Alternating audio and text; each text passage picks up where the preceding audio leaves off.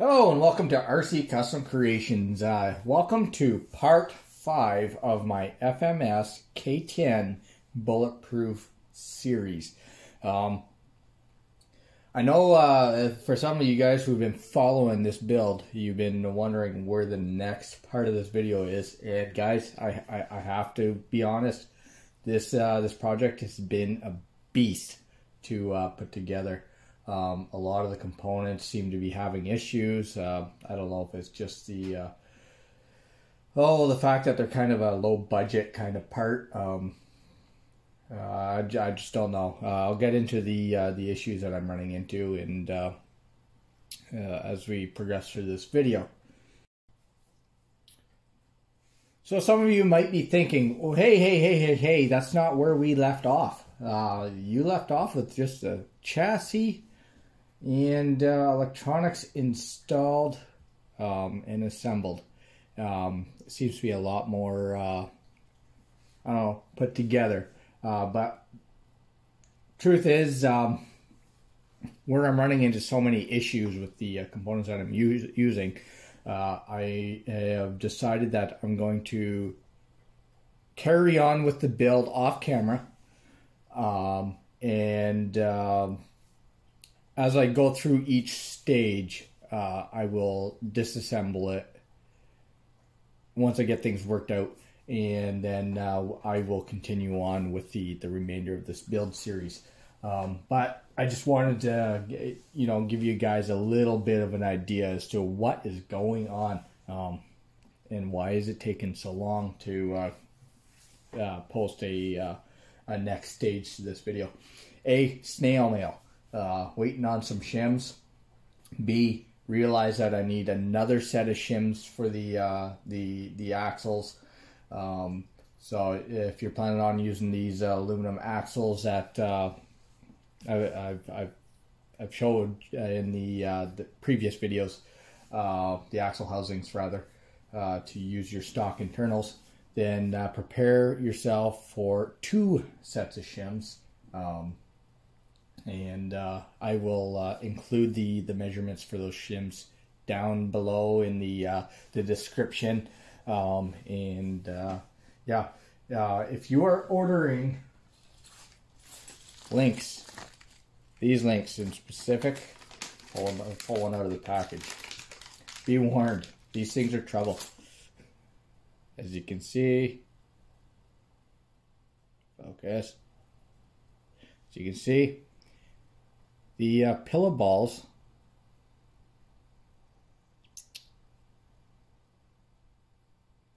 some of them are just friction fits, so that is no good. That's no good. This one here is kind of moving around. Yeah, this one's really tight. Oh, now it's kind of moving around. It's almost as if the machinist didn't put a recess inside this quite big enough for these pillow balls. So that's another issue. Another issue is, as I mentioned in previous videos, I'm running into linkage issues lengthwise for the rear of this truck. As you can see, I will take my little hood prop out, close that up. You will see that the front is all put together. It's just lightly put together. There's still quite some play going on there. I do have to come up with some better screws for here, for the lower links on the back side. And then, another thing you will have to keep in mind, if you're doing this and you're putting bigger tires on, you will require to do a body lift. And with the body lift, it offsets your front and rear bumpers. I will touch base into my remedy for that later on in the video. So let's move forward to what am I going to do in regards to the rear end. Let's see here. Try to prop that up without scratching everything. As you can see,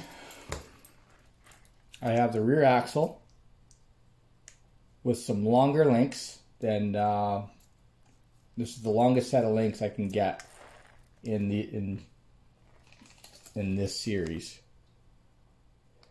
and they're not quite long enough. They're not long enough to go to the stock mounting holes on the frame. So I've decided that I'm going to give this a try. I have a second center cross member. I'm hoping my the drive shaft won't interfere. If not, I'm already going to be taking this piece to the machinist. I'm going to have this either I'm going to have to do this lobe. I'm going to have that machined right off, and I might have to machine this section and hollow that out. So anyhow, back to what I was saying. I'm going to try and have it installed somewhat like that. So in order to do that, well, I guess I'll have to come up a little closer this way, but I will drill a hole in the frame. I know I said in previous videos I don't want to get into modifying the frame rails, but given the fact that links are so hard to come by for the rear end of this truck, I'm probably going to have to bite the bullet and drill a couple holes in the frame. And whereabouts I plan on doing that is on this side of the mounting lug for the rear cab chassis mount. I'm going to have a hole drilled there on either side, and then one more on this side, on the opposite side of the lobe. And that should allow me to use these links. It should allow me to mount the upper links, I guess when the truck is flipped on its wheels, to the stock holes right there. And if not, then what I will do is I will take a brass shim, one of these guys that comes with I believe this set of shocks. I'm not going to be using these for the shims themselves with the shocks to space them out, so these will be spare. And that will allow me to offset on the frame and give me clearance for my links if I have to relocate that hole.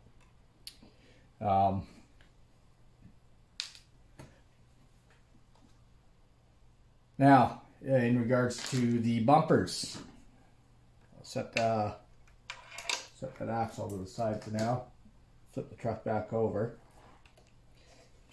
In regards to the bumpers,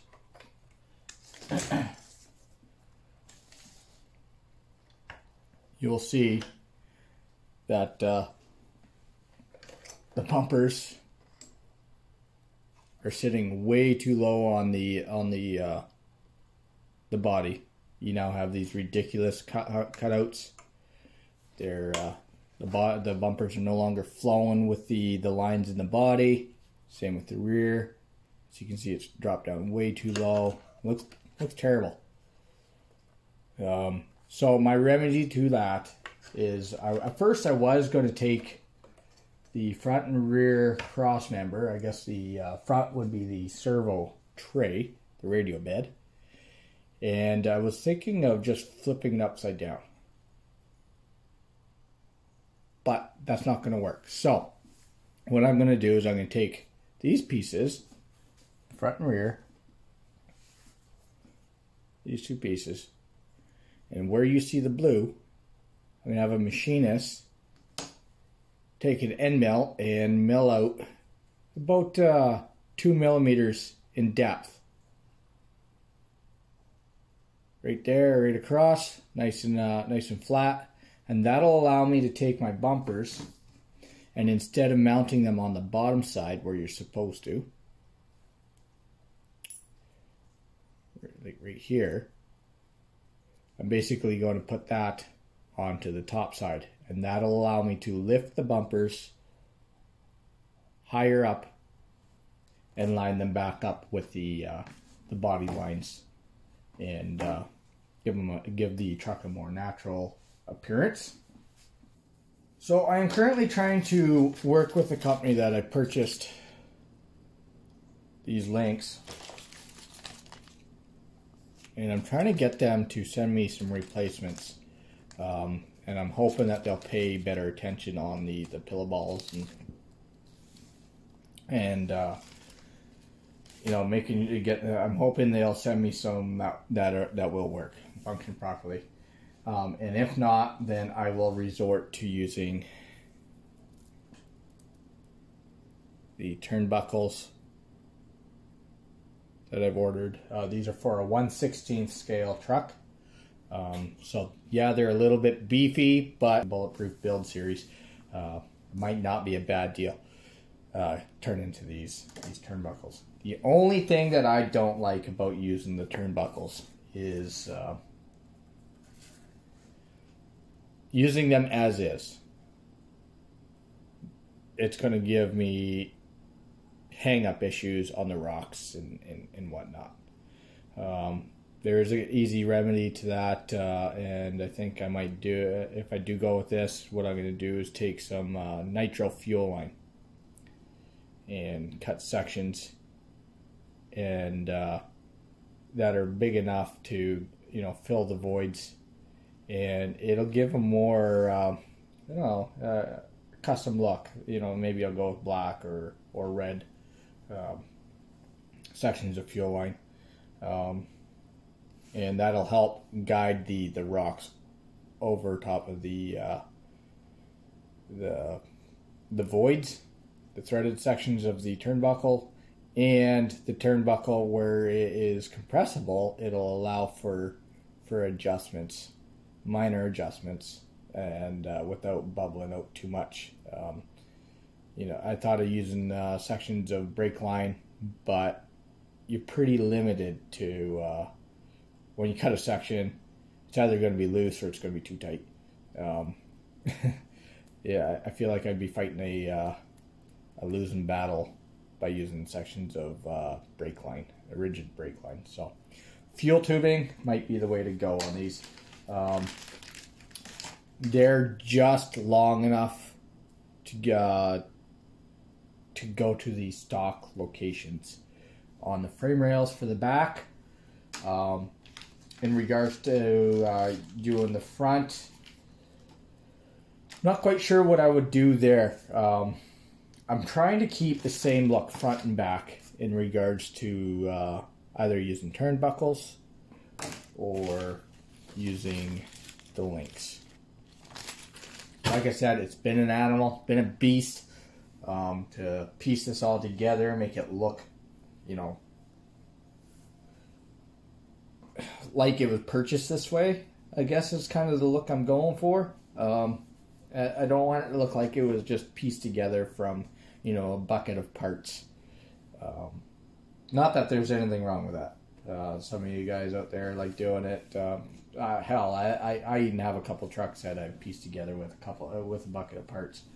But this is a brand new truck. Out of the house, maybe, you know, 15 minutes. So brand new truck. I want it to look good. I want it to look great, actually. And I think I'm on to something. Let me know what you guys think. If you think this truck is definitely going to be worth it, I'm having some doubts on whether it's going to be worth it. It's cost a lot of money up to this point, and it's going to cost more, especially once I start getting stuff to the machinist. Moving on, I have purchased some brass wheel hexes. Not sure if the camera's picking that up. And even those are problems. I never thought they would be problems. Never thought they would be problems where they are. The problems is the pins for the stock drive axles that came with the truck are as thin as they are. They're too thick to go into the groove on the wheel hex themselves. So, surprise, surprise, another set of parts that needs to go to the machinist. I need to open up the slots. Probably another 30 thousandths of an inch, and that should allow a kind of a friction fit for the pins to go in. I don't really want any play in regards to that. The stock pins that came with the brass hexes are even not compatible. They're even thicker yet. I don't understand what the manufacturer was thinking when they shipped these pins out. If I remember correctly, they measured out 1.3 or 4 millimeters, and I think it's 1.2 millimeters for the stock pins in the truck, and the hexes have only been machined to allow a 1 millimeter pin, and that's in diameter, not length. Let's see here. Got some decals for the back window. Thanks to Crawler Concepts in Quispamsis, New Brunswick. I deal with Michelle. It's the second time doing a decal order through her, and I guess Rob is the one that assembles everything, but she's the designer. Excellent company to work for. If you want some decals, definitely go to crawlerconcepts.com. This is not a paid promotion. This is just it's a local company, and I feel they deserve the credit. They've done a lot of decals. They do scale license plates on reflective backgrounds. They'll do anything for you. This is a set for 1/10 scale truck for my wife. She's always catching pretty serious illnesses, unfortunately, but so she decided she's going to go with broken. Myself, going with the boobies. Anyhow, the decals for that I ordered for this truck here are I don't know if you'll be able to get into these little Calvin guys. I'm only putting one on, and what it says is it's really hard to read. It says can't catch. Hold on, can't pee on what you can't catch. So yeah. Anyhow, if you I'm sorry if this is not the video that you were looking for. You were hoping that it was going to be more of a build series. I just want to touch base with you guys in regards to, yeah, the build is still on the table, still on the bench, moving along with it. I need to work out the bugs before I do any more of this build. I don't want you guys buying parts and it just not working. I understand that that is the nature of the hobby.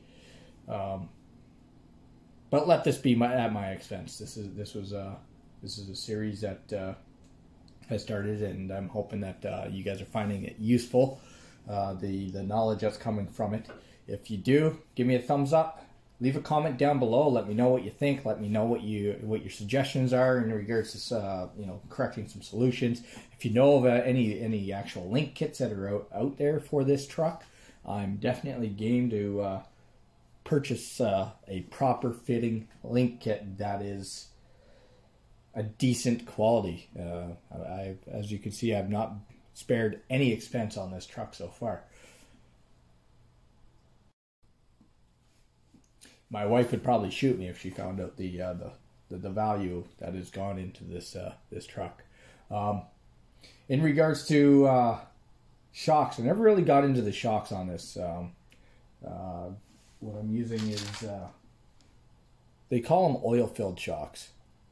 I ordered several sets of shocks. There's this set, as well as this set here. This is the internal spring style. This is external spring style. These are oil-filled. I wouldn't really call them oil-filled. You can put a drop of oil in them. They don't have pistons with holes in them, so I don't know.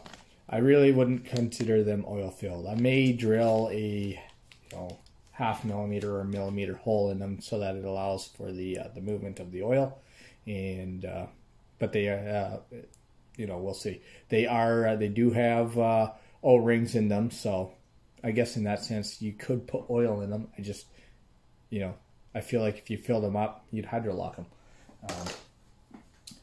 As far as these ones here, they are just the friction spring, and the internal springs are just too soft. If you have one of these trucks, the back end is an issue. Once it starts squatting, that's it. It drops right down to the bottom. So forget any payload in the box. It's really unfortunate. The only way you can correct that is by standing the rear shock up a little bit more. But then you start running into issues with the truck standing a little bit higher in the rear end, so you may have to put little shims inside your shocks to help drop it. So anyhow, I think that's all where I'm going to leave this video. If you feel it's worthy, please share it. If you want to see more and you're not subscribed, subscribe to my channel, please. Looks like my decal in the background is starting to fall off. I just threw it up there with some tape. Not a big deal. The camera wasn't really picking it up anyway. I gotta get a better setup here. Working off a kitchen table here. I have to tear it apart every time and put it back together. So it is what it is. Anyhow, thanks for tuning in, guys. Hope to see you in the future. Leave a comment down below if you feel it's worth it. If you want to know anything else. Got any questions? One more thing. Weight. These axles, as they sit, the 2 axles alone adds 60% of a pound. It's quite surprising. So if you want to get some weight down below, I don't know, give this a try, or wait until my videos are done and then give it a try. Let's see if it's actually worth it. But yeah, anyhow, thanks again. Bye for now.